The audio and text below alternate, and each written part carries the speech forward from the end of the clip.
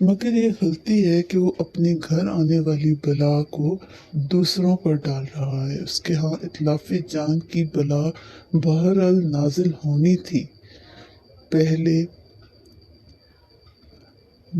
پہلے روز اگر یہ اپنا بیل نہ بیچتا تو بیل مر جاتا اور اس کا گھوڑا بچ جاتا ہے، لیکن اس نے بیل بیچ دیا، اس لیے یہ بلا پھر دوسرے روز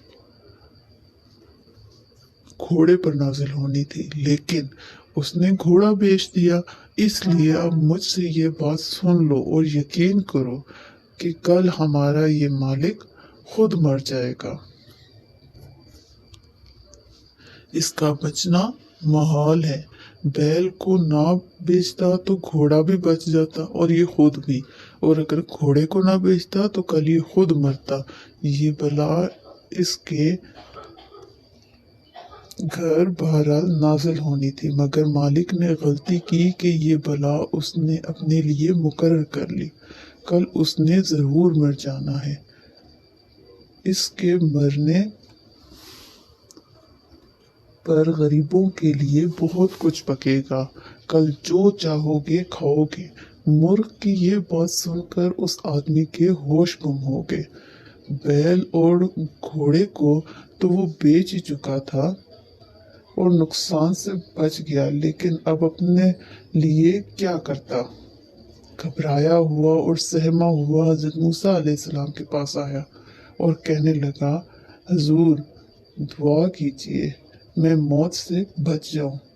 موسیٰ علیہ السلام نے فرمایا، اب یہ مشکل ہے، تمہارے گھر ایک موت کا وارد ہونا لکھا جا چکا تھا اور یہ موت بیل پر آنی تھی،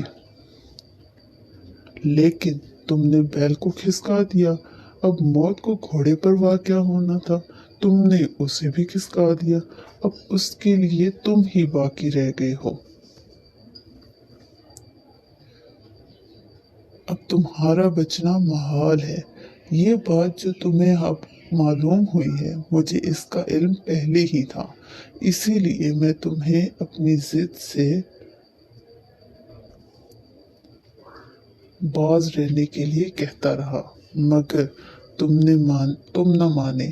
اب مرنے کے لیے تیار رہو۔ چنانچہ دوسرے روز وہ مر گیا۔ اگر وہ اپنے پیغمبر کی بات مان لیتا اور اس مہلک شوق سے باز آ جاتا تو یقیناً بچ جاتا، مگر پیغمبر کی بات نہ مان کر اس نے اپنا خانہ برباد کر لیا۔